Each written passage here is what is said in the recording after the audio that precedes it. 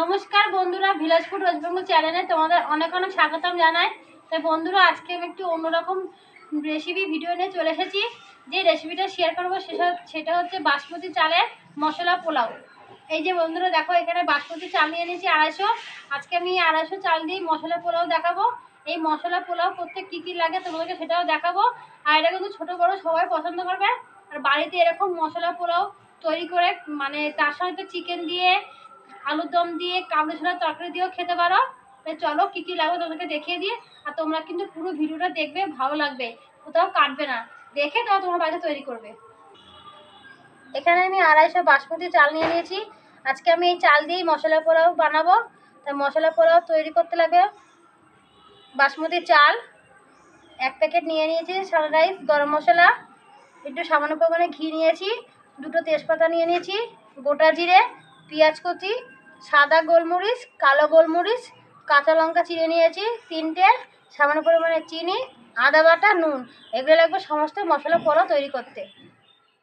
আমি আগে থাকতে উনুনটাকে ধরিয়ে নিয়েছি, ধরিয়ে কড়াতে জল বসিয়েছি। এখন জলটা কিন্তু টকবক করে ফুটছে। আর এই বাসমতি চাল কিন্তু আমি আগে থাকতে ধুয়ে আমি 1 ঘন্টা আগে ভিজিয়ে রেখেছি, ভিজিয়ে রেখে ভালো করে ধুয়ে নিয়ে এসেছি। তোমরা যখন এরকম মশলা পোলাও তৈরি করবে তখন তারা 1 ঘন্টা আগে ভিজিয়ে নেবে জলে, তাহলে ভালো হবে ভাতটা, আর খেতে ভালো লাগবে।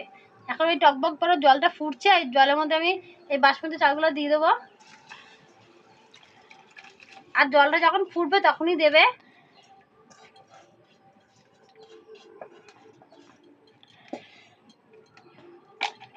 এবার এর মধ্যে 1 ফোঁটা সাদা তেল দিয়ে দেবো, তাহলে ভাতটা গায়ে গায়ে লেগে থাকবে না, বেশ ভাতটা ছাড়া ছাড়া হবে আর খুব সুন্দর হবে।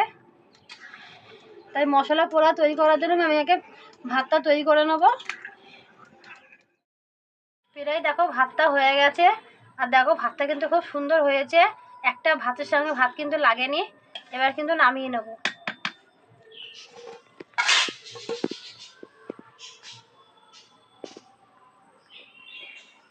এবার একটা ঝুড়ি নিয়েছি, এই ঝুড়ির মধ্যে আমি ফ্যানটা ঝেড়ে নেব।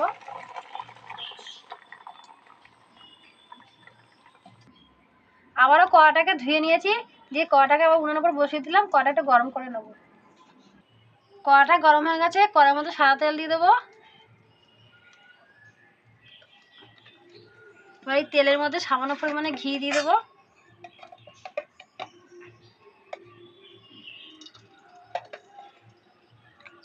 একটু গরম করে নেব।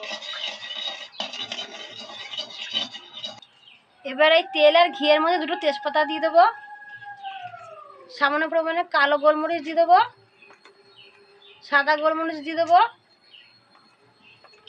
গোটা জিরা দিয়ে দেবো, দিয়ে নাড়িয়ে চাড়িয়ে নেব। এবার এর মধ্যে 1 বাটি পেঁয়াজ কুচি দিয়ে দেবো,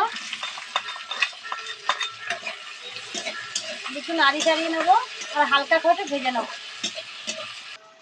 এবার এর মধ্যে আমি আদা বাটা দিয়ে দেবো। আমি কিন্তু 250 চাল নিয়ে করছি, তার জন্য আমি কম সব কিছু দিলাম। তোমরা যখন বেশি করে করবে তখন একটু পরিমাণটা বুঝে দেবে, মশলা পেঁয়াজ পরিমাণটা বুঝে দেবে। 3টে কাঁচা লঙ্কা চিড়ে নিয়েছি, দিয়ে দেবো।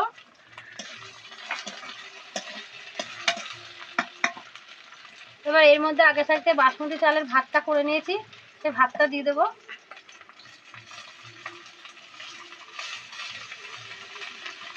দিয়ে নাড়ি চাড়িয়ে নেবো। কিছুক্ষণ নাড়ি চাড়িয়ে নিয়েছি। এবার এর মধ্যে সামান্য পরিমাণে নুন দিয়ে দেবো।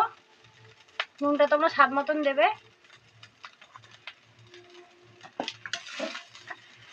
দিয়ে এবার এর মধ্যে সামান্য পরিমাণে চিনি দিয়ে দেবো, দিয়ে নাড়ি চাড়িয়ে নেবো। আবার কিছুক্ষণ ধরে নাড়ি চাড়িয়ে নিয়েছি। এবার এর মধ্যে সামান্য পরিমাণে ঘি দিয়ে দেবো আবার উপর থেকে,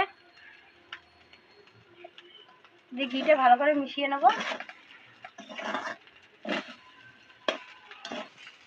ঘিটাকে মিশিয়ে নিয়েছি। এবার সালনা রাইস গরম মশলা দিয়ে দেবো এর উপর থেকে। এটা খেতে কিন্তু খুব স্বাদ হবে আর স্বাদটা ভালোই আনবে খেতে। একটু নাড়ি চাড়িয়ে নেব।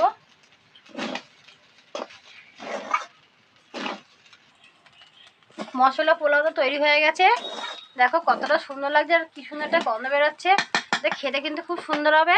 এটা কিন্তু আমি মশলা পোলাও তৈরি করলাম একদম ঘরোয়া উপকরণ দিয়ে, সিম্পল মশলা পোলাও। এবার নামিয়ে নেব। আর এই রেসিপিটা কেমন লাগলো তোমরা অবশ্যই কমেন্ট করে জানাবে। আর তোমরা কিন্তু বাড়িতে এরকম মশলা পোলাও তৈরি করে খাবে, ভীষণ ভালো লাগবে। আর তোমরা কিন্তু অবশ্যই কমেন্ট করে জানাবে কেমন লাগলো এই রেসিপিটা।